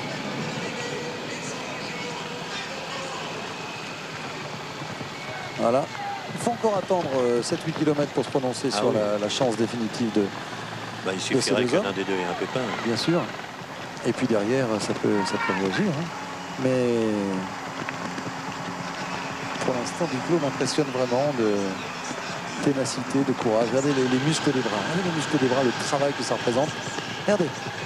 Et ça fait Et encore, il ne 6 l'étend heures. pas. Là, au contraire, il a tout intérêt à le faire. D'ailleurs, il détend les bras. Avec ses pavés, on a l'impression qu'il est secoué. Avec un écart supérieur à 1 minute, même à 1 minute 10 maintenant, c'est évident. Oh, quelle belle image on nous propose là. 1 minute 11 1 minute 11, extraordinaire. Alors là, si l'écart, c'est notre habitude avec Robert, 1 minute ou 10 km, si à 10 km de l'arrivée, les deux hommes ont encore une 10 d'avance, il ne faudra plus chercher le vainqueur ailleurs. Oh, Duclos qui va encore chercher une place de 1 ou 2 dans Paris-Roubaix, c'est exceptionnel. Ça dépasse tout ce qu'on peut imaginer. Gruson. Sans oublier ce qu'il a pu faire dans le Tour de France ici à Roubaix aussi. Vous avez pratiquement gagné une étape. Ah ouais. Il a déchaussé Quelle son malchance. pied à quelques mètres de la ligne. Pour les deux culs, c'est bien rattrapé, hein, Gilbert, au niveau de la Vista. Nous sommes là, 15 km de l'arrivée. Il y a 253 km qu'ils sont partis. Il y a 6 heures et 10 minutes qu'ils sont partis. Patrick, Et ils sont toujours à fond. Jean-Paul. 45 secondes. Ah non, non. On nous annonce une 10, une 12. Pardon? On nous annonce 1 minute 12. Moi, c'est 45 secondes, le dernier écart. Aïe, aïe, aïe. Et on vous fait confiance. Là, c'est déjà plus problématique, 45 secondes.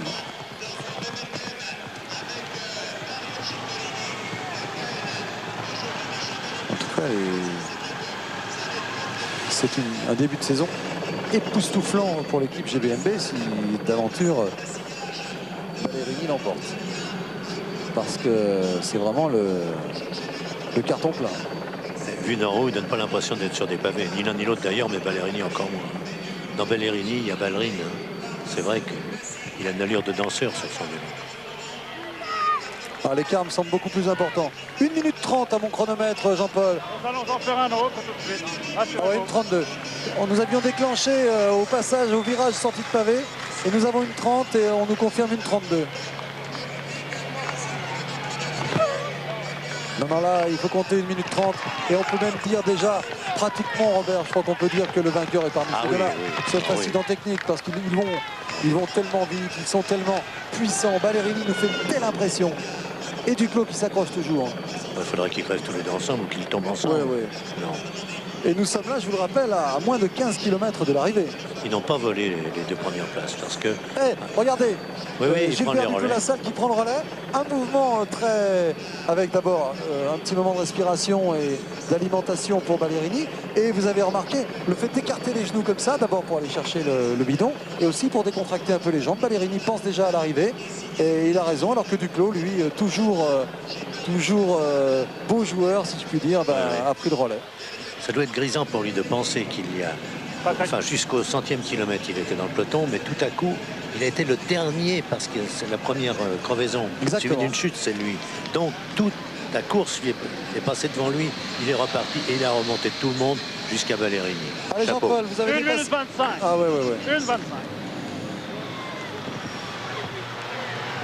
Et là, on va se retrouver donc dans quelques instants à la secteur pavé numéro 1 du côté de M. Et là, nous serons à moins de 10 km de l'arrivée. Pour l'instant, nous sommes environ à 12 km, semble-t-il. Impression des coureurs tout à l'heure aux douches. Une question. Vous avez vu passer Duclos? Tous répondant oui, on a vu passer Duclos. On a vu passer Duclos. C'est un bon souvenir. Ballerini qui demande à Duclos de passer maintenant. Il dit écoute, t'es bien gentil, mais je veux quand même... Oui, on ne sait jamais. Le dossard numéro 1, ça veut dire quelque chose. Ça veut dire que tu as gagné l'an passé. Donc, j'ai pas envie de me faire piéger quand même. Hein. Là, Ballerini est en train de s'inquiéter un tout petit peu. Alors que derrière, on retrouve toujours le groupe des 4 avec Mousseau, Van Hooijdonk, Ludwig, Van der Poel. Avec environ 1 minute 40 de retard. 1:38, nous donne-t-on. 4 sprinters. Ils sont battus. Quel sera le Ah oui, troisième, on va le se quatrième, le régaler. cinquième, le sixième? Pas la faute. Museeuw, Van Hooijdonk, Ludwig et Ludwig, Mousseau, Van Hooijdonk et Van der Poel. Van der Poel qui est pour Nantes rapide. Oui, mais qui a fait beaucoup de travail. Enfin, on verra bien pour l'instant. C'est entre ces deux-là que va se jouer la victoire dans Paris-Roubaix. L'an dernier, Gilbert Duclos-Lassalle était tout seul. Il est à 14 km de l'arrivée maintenant. L'an dernier, il était seul. Aujourd'hui, ils sont deux. Il a avec lui un compagnon de fortune qui est un peu encombrant sur son porte-bagages ici. Pas souvent sur son porte-bagages, mais là, il l'est. C'est Ballerini. Et c'est vrai qu'on est bien mieux tout seul dans ces cas-là. Mais il ne va pas s'en plaindre, Gilbert, tant il a profité de l'aspiration de Ballerini qui a vraiment fait un numéro Qui a encore extraordinaire. du jus pour passer, vous avez vu. Et Gilbert est sportif, il le sait, que si Ballerini n'avait pas fait toutes ces accélérations, il ne serait pas là maintenant. Ça aurait été plus difficile, donc maintenant, c'est le métier qui va parler. Patrick, Oui, dans le groupe qui a perdu depuis bien longtemps maintenant et qui va terminer le secteur pavé numéro 2, Jelle Naidam est en difficulté. Ce groupe est à plus de 3 minutes. Hein. ah ouais, il y a Beaucoup plus. plus aucune possibilité pour eux, d'autant plus que maintenant l'écart atteint 1 minute 45. C'est dire que le vainqueur est là. Ballerini, sans doute, si la logique est respectée, devant Duclos, mais déjà terminé deuxième après avoir gagné l'an passé. C'est vraiment c'est fabuleux. L'an dernier, c'était Ludwig qui apercevait Duclos dans cette traversée. J'aimerais vous rappeler quelque chose, mon cher Robert. Oui. Il y a 10 ans, jour pour jour, sur ce vélodrome, donc, vous assistiez à la victoire d'Eddie Kuiper. Oui. Qui était deuxième? Bonne question. Bonne question. Bah, il me semble que c'est Duclos. Eh ben, c'est C'est sa Duclos. première grande performance. Exactement. C'est Il ça. était haut, même en 80, il s'était déjà montré. Il était deuxième en 83. Il y a Après, 10 ans, jour pour Moser, jour. après aussi. Oui, et Et puis après, après, il y avait Madio. Ouais. Déjà Marc aussi. Vous avez de la mémoire parce que Et comme qui on était est- sixième? Non, là, j'ai pas de mémoire. Je vous ai sorti ma fiche et je vous l'ai mis sous le nez.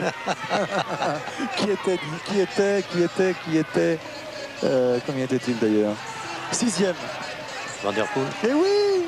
prend les mêmes et on recommence. Eh oui! 10 ans après, c'est incroyable. Deuxième en 83, peut-être deuxième en 93 et pourquoi pas premier? C'est ce que va nous réserver le final de ce Paris-Roubaix. Vous avez bien vu Ballerini et vous avez bien vu, si vous nous rejoignez en pleine course, vous avez bien vu Gilbert Duclos-Lassalle en deuxième position. Quel suspense! Il ne faut pas enterrer les chances de Gilbert Duclos-Lassalle. On ne sait jamais Oui, avec ça lui. battra jusqu'au bout. Hein. Oh oui! Patrick, Et il peut se passer tellement de choses encore. Oui, l'écart a Jean-Paul. considérablement augmenté. Nous l'avons en cours en ce moment. Qui sera supérieur à ce qu'on disait tout à l'heure. Alors dans un instant, donc, vous aurez Ah, on sera pas loin l'avance des- exacte des deux hommes. on sera pas loin des 2 minutes. Hein. Au-delà, à mon avis. Gilbert Duclos-Lassalle a pris le relais pour impressionner un peu Ballerini, lui dire attends, je suis encore là. Patrick, ils sont à moins de 10 km de l'arrivée. Eh oui. C'est vrai que nos amis belges sont déçus. Ils y croyaient énormément à la victoire. C'est vrai, de ça. Museeuw, de Van Hooijdonk ou d'autres encore. Et là, j'ai cru que leur... Allez, 2 minutes tout rond, on vous accorde, Jean-Paul. 2-0-1. Là, plus de suspense de ce côté-là. Ouais. En revanche, quel suspense entre ces deux beaux athlètes, Franco Ballerini et Gilbert Duclos-Lassalle. Quand vont-ils juger bon de couper l'effort et de se réserver uniquement au duel? Oh, pas Maintenant tout que de c'est suite. assuré sur les autres. Je l'espère pour eux, pas tout de suite. Patrick, Oui. derrière le groupe de 4, il y a Jens, Van Nistelrooy et Sergent. Sergent encore là. Donc 7e, 8e et 9e position. Et oui, on les verra tout à l'heure sur le vélodrome. En tout cas, pour l'instant, on pourra intituler ce final le troisième homme pour ce qui concerne Ballerini, puisque c'était un peu sa position derrière Mousseau ou Cipollini. On va signaler quand même qu'il est de Florence et qu'il a quand même terminé 7e de Milan-San Remo récemment et 6e du Tour des Flandres. Et il était 11e dans le dernier Paris-Roubaix. Il a des références, Ballerini, et il demande des tuyaux à son directeur sportif qui doit lui dire attention, N'oublie pas que l'ami Duclos a un peu d'expérience. 5 fois dans les 10 premiers de Paris-Roubaix. Vous vous rendez compte, dans le dernier secteur pavé bientôt, là. 5 fois dans les 10 premiers. C'est son Ça fera 15e. 6 fois. Oh là là. Son 15e Paris-Roubaix. Oui. Écart 2 minutes et 10 secondes. Ah ouais. Et on Voilà, va parler les deux aussi, derniers pavés. de la préparation quand même de Duclos qui est allé autour du Pays Basque. Il a préféré le soleil. Il est arrivé tout bronzé hier. Regardez Roger Leget, il doit être en train de lui dire: tu n'as rien à regretter, tu n'as rien à craindre de lui, pas de complexe. Allez Gilbert. De toute façon, il n'y a pas besoin de le remonter, il n'est pas utile de le Ouais, remonter. Il charge lui-même de faire ce qu'il a envie de faire. Les derniers pavés. Ils sont partis depuis 6h20, rendez-vous compte. Ça va leur manquer, hein. Dans moins de 2 minutes, il n'y a plus de pavés. Et nous, il y a 3h20, 3h30 que nous sommes en direct. On pensait faire plus de 4 heures. Mais ce sont les coureurs qui ont décidé autrement en étant autant en avance. Et le fait de plus qui nous épatera, c'est leur état de fraîcheur à l'arrivée. Ça étonne toujours tout le monde. Mais il n'y avait pas de boue cette année, donc les visages seront bien sûr maculés, mais ne seront pas boueux comme dans les grandes années. En tout cas, Duclos dans le roue de Ballerini, Duclos qui a encore une chance à jouer. Quelle finale! Oh, Duclos est en train sans doute d'essayer de respirer, de reprendre des forces, car il n'en faut pas beaucoup là, pour finir. Il faut un petit coup de jus supplémentaire, c'est ce qu'il va essayer d'obtenir. Ballerini, Duclos. Ah, s'ils rentrent tous les deux ensemble dans le vélodrome, vous allez entendre le public. Ah, le triomphe est Ça assuré. va être quelque chose d'extraordinaire. Mais Ballerini va peut-être tenter quelque chose avant. Le vélodrome est plein. Hein. Ah bah. Ça vous surprend? Non, mais c'est en séance de préparation, avec simplement l'arrivée de Paris-Roubaix VTT. Mais qui a attiré l'attention tout à l'heure de tous les spectateurs. C'est un peu nouveau tout ça. Regardez, il se met en décontraction, Gilbert, avec encore Danser un peu. Des traces de sa chute. C'était le premier malheureux, le premier malchanceux de la journée. Il est resté pendant 10 km avec Gouvenou pour tenter de revenir. Tel qu'on le connaît, s'il doit être deuxième, il dira décidément que c'était pas un genre de chance. Il aime la gagne.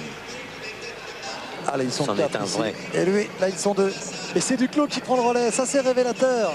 Alors qu'il sait que l'écart est suffisant et qu'il ne risque plus rien. Il veut mettre le doute dans l'esprit de Ballerini. Il veut lui mettre le doute. Pour que Ballerini se dise... Il va peut-être tenter le coup de la surprise, Ballerini. Mais si jamais ce Duclos était plus frais que je ne le pensais. Voilà. Quel suspense. Ballerini, Duclos. Derrière Mousseau, Van Hooijdonk, Ludwig, Van der Poel pour les places d'honneur. Ah, Ludwig doit l'avoir quand même mauvaise. Hein. Qu'est-ce qu'il lui donne? Un petit bidon. Patrick? Oui. Oui, et bien dans le dernier secteur pavé, il ne faut pas oublier le retour possible de Sean Yates, Van Nistelrooy et Marc Sergent, car Sean Yates fait un numéro derrière. Ils sont à 300 mètres, à peine. Et ils joueront pour une place d'honneur. Eh oui. Ah, on trinque avant. Alors que Roger Leget, oh là là, Ballerini dit attends petit gars, là maintenant il faudrait peut-être pas en rajouter. Il faudrait peut-être prendre le relais. Mais Duclos est un vieux briscard, il sait qu'il y a plus de 2 minutes. Il dit moi maintenant c'est plus nécessaire de rouler à fond. Hein. Regardez comme il était hanché Duclos. Il en rajoute un petit peu là pour montrer à Ballerini qu'il est fatigué. Patrick. Oh là là, le vieux singe qui n'en apprendra pas à faire des grimaces. Oui Jean-Paul. Les 5 derniers kilomètres. Les 5 derniers kilomètres. Eh oui. Ça passait vite encore la fin. On va passer dans les rues de Roubaix ensuite. On va tourner à gauche vers ce fameux magasin de fleurs. On a nos références là, nos repères. Patrick, Oui. crevaison de Sean Yates. Oh, avec le boulot qu'il a fait. Ah bah il n'a pas de chance lui. Oh, il est même pas énervé, il jette même pas sa roue. Eh ben pourtant, quel travail il aura fait aujourd'hui Sean Yates. Oui, il a pratiquement permis à Marc Sergent et Van Nistelrooy de revenir sur les 4. C'est presque fait. Allez, on revient sur la tête avec d'abord ici les 4. Vous voyez Olaf Ludwig là en 4e position du groupe intercalé. Et on va tout de suite s'intéresser aux 2 hommes de tête. Car c'est là que ça va se jouer. Surveillons-les bien avec Duclos qui passe à nouveau. Oh, il nous fait un numéro. Il a bien joué. Il a bien joué son coup. Allez, c'est le match maintenant. À ma gauche, Gilbert Duclos-Lassalle. À ma droite, Franco Ballerini. Franco Ballerini, vainqueur d'étape au Tour d'Italie. Vainqueur de Paris-Bruxelles, du Tour de Campanie. Et plus de réserve, hein. Les deux sont sur le 13 dents. Le 12, c'est la team réserve peut-être. Eh oui. Il y a une course qui lui réussit bien, c'est le Tour des Flandres. 9e, 8e, 10e, 7e, toujours placé au Tour des Flandres, Ballerini. Mais jusqu'à maintenant, Paris-Roubaix, il avait fait 5e en 91. 3e du Tour de Lombardie également dans cette année 91 qui fut très belle pour lui. Mais peu de grandes victoires quand même pour Franco Ballerini. Ce serait la consécration pour lui. Oui, bien sûr. C'est normal d'ailleurs qu'il n'ait pas un plus beau palmarès. Franco Ballerini, qui est né à Florence, donc il y a 29 ans. Professionnel depuis 7 ans. Il est seulement 91e au classement FICP. Ah, il doit gamberger parce qu'il n'a pas l'habitude de la victoire. De la victoire de ce type-là. Et là, Gilbert Duclos-Lassalle est en train de lui donner un peu de doute. Oui, il en fait même un peu trop presque, Gilbert, parce qu'ils sont assurés de ne plus être rejoints. On est compte que c'est son 15e Paris-Roubaix. Patrick, Ouais. un dernier mot avec Roger Loger, le directeur sportif de Gilbert.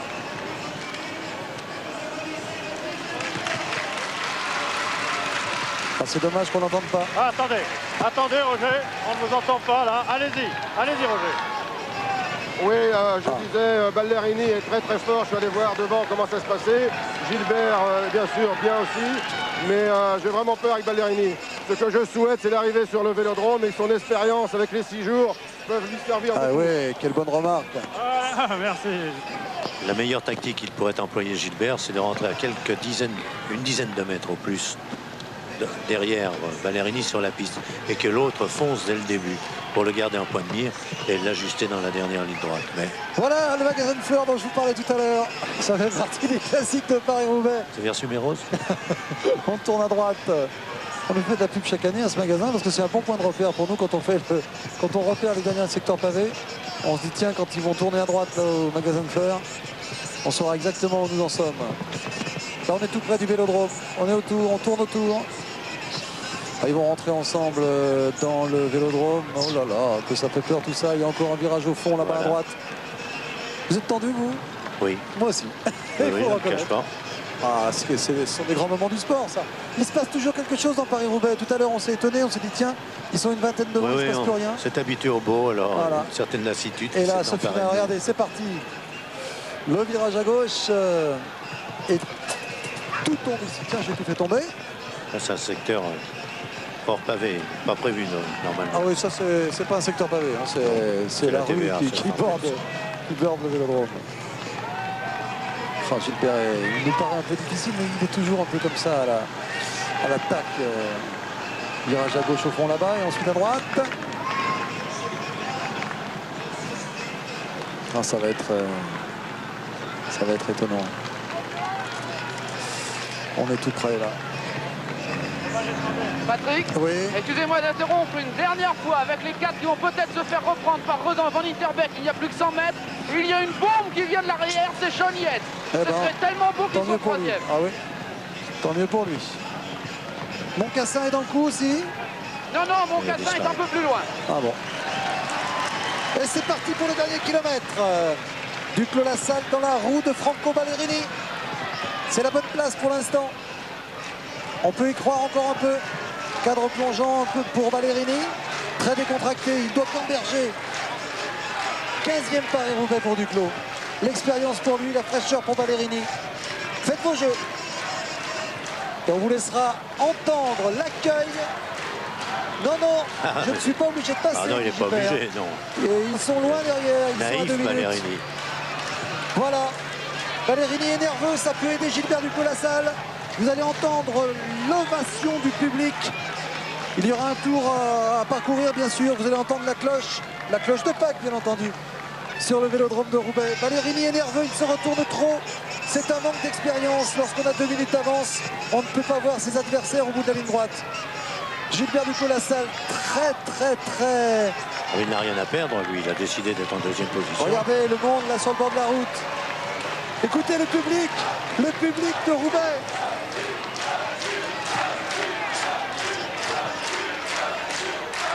Il crie Duclos. Ballerini toujours aussi nerveux. Duclos l'expérience, Ballerini la fraîcheur peut-être.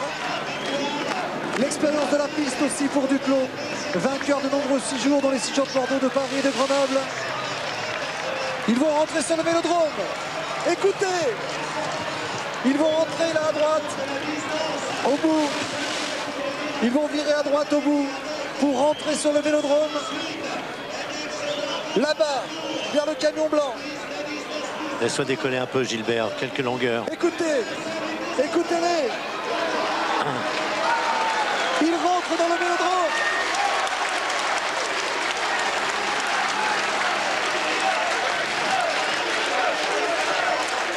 Après 4 heures, que dis-je, 6 heures et demie de course. Ballerini en tête, Duclos-Lassalle dans sa roue. Force-le à accélérer. La cloche va retentir dans 100 mètres maintenant. Passage sur la ligne.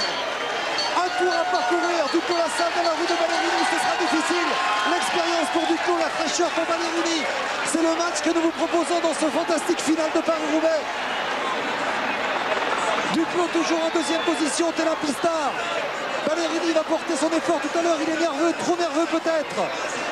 Duclos est capable de faire l'extérieur, Duclos qui se met en danseuse. Ballerini le surveille.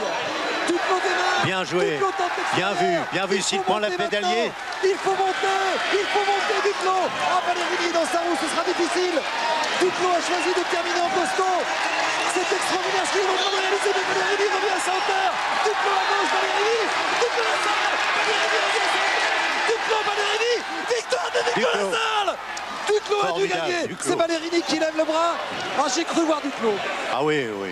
Ah, incroyable. Bonne dizaine de centimètres. J'ai cru voir Duclos, Oui, mais c'est Ballerini qui lève tout de suite le ralenti si on peut. Tout de suite le ralenti.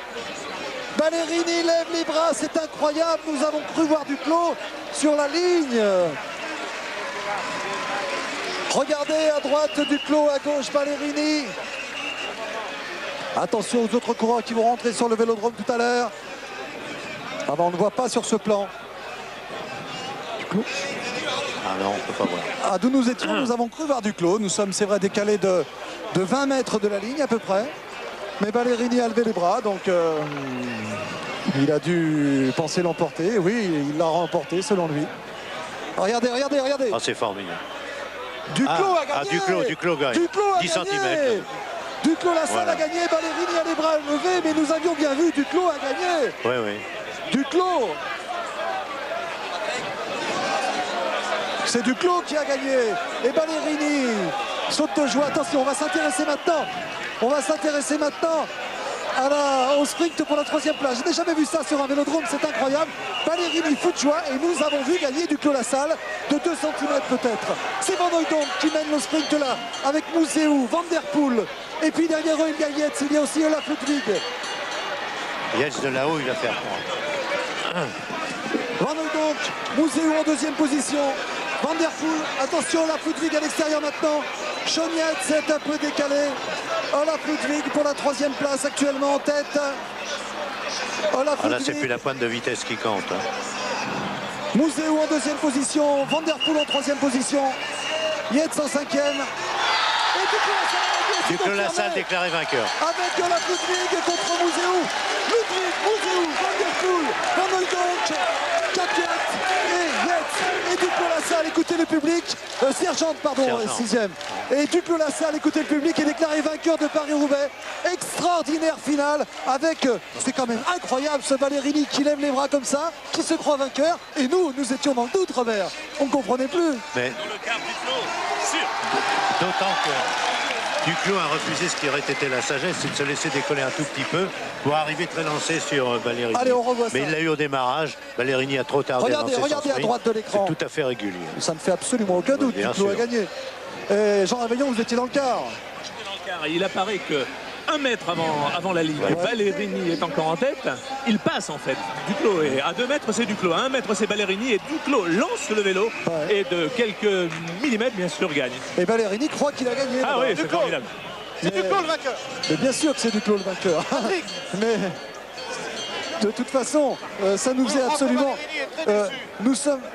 Il y a un micro, allez-y, allez-y. Oui, Franco Ballerini est en train de partir vers les douches. Franco, qu'est-ce qui s'est passé sur la ligne? Il ne veut pas répondre, vous le voyez, il est parti déçu. Oui, mais c'est une faute incroyable de la part d'un coureur. Il est parti déçu, Patrick. Et là, apparemment, c'est une énorme déception pour ce coureur. Ah oui, mais de toute façon, il avait perdu. Nous étions, c'est vrai, décalés de 20 mètres après la ligne. Donc on s'est dit qu'on avait pu se tromper. Mais Robert, comme moi, avions vu Duclos Lassalle. Et vraiment, c'est incroyable. C'est un doublé, c'est extraordinaire ce qui vient de se passer. 15e Paris-Roubaix, 2e en 83 déjà. Il se retrouve là, vainqueur l'an passé, vainqueur cette année. C'est absolument inouï ce qui se passe. Et là, sur cette image que nous repropose Régis Forestier, c'est sans aucun doute possible. Regardez, comme un sprinter, c'est formidable. 12 à 15 cm. Oh là là, il va être bien sûr l'invité de Stade 2 tout à l'heure, Gilbert Duclos Lassalle, mais de grâce, Thierry Blanco ou Jean-Paul Olivier, je ne sais qui avait des micros à chef. Merci d'essayer de rejoindre Gilbert Duclos Lassalle. Je le cherche, Patrick. Il est à gauche, là, juste devant la ligne. Devant la ligne, ok, c'est parti. Allez, c'est parti. Tiens, je vous vois courir là-bas. Vous êtes en train de faire 12-2 au 100 mètres. Alors, Dirk De Wolf est en train de passer la ligne. Allez, tout au bout, Thierry, tout au bout. Après la ligne, voilà, il est en train de revenir vers le podium, là. Coupé par le podium, vous allez l'attraper.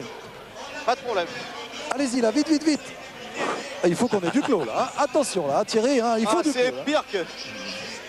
Voilà. Voilà, allez-y. Allez, Gilbert. pour vous. Voilà, attention, Pierre, le petit. Allez, demandez à Philippe Sudre, il va vous aider. Vas-y, on s'arrête une seconde. Gilbert, quel suspense formidable. Vous avez cru à un instant que vous aviez perdu? Non, je savais pas que Ballerini était très fort. Moi, ce qui m'a fait du mal, c'est la crevaison et la chute au début. Et quand j'ai lancé le sprint, je l'ai lancé parce que c'était la dernière cartouche qui me restait. Et je crois que je l'ai bien utilisé. Il était vraiment fort sur les portions pavées, je l'ai laissé faire. Je l'ai relayé un petit peu sur le plat, mais si je gagne, c'est que j'ai gagné au métier. Et Gilbert, vous et au gagnez, pistard. vous entrez dans l'histoire. Au pistard, j'ai gagné. En pistard. Comment ça s'est passé cette entrée sur le vélodrome? Vous avez cru à un moment, dans les derniers kilomètres, qu'il était beaucoup plus fort que vous? Oui, il était beaucoup plus fort que moi et j'ai laissé faire sur les pavés, je m'accrochais à lui. Je savais que c'était l'homme à battre et quand on est rentré sur ce vélodrome, j'ai dit maintenant il n'y a plus qu'au métier. Je crois que c'est ce métier de pistard et c'est ce qui m'a rendu service de faire les 6 jours. Il savait qu'il avait gagné Oui. Tout de suite. Il ne savait pas qu'il avait gagné tout de suite. Non, apparemment, il voulait. Merci Thierry. Merci pour ce témoignage. Bah, écoutez, l'an passé, on croyait qu'on avait atteint le summum de l'émotion à Roubaix. On avait vécu un moment qui nous reste bien sûr en mémoire, qui nous avait ému. Bah, cette année, on a encore battu le... On n'y croyait pas trop quand on voyait la fraîcheur de Ballerini quand même. Hein. Ah oui, non, faut être honnête, Ballerini, ex aequo, ça aurait été bien. Il le méritait l'un et l'autre. Ouais. Non, c'est Ludwig fait 3e. Et voilà, bah écoutez, nous on a vécu encore une émotion exceptionnelle.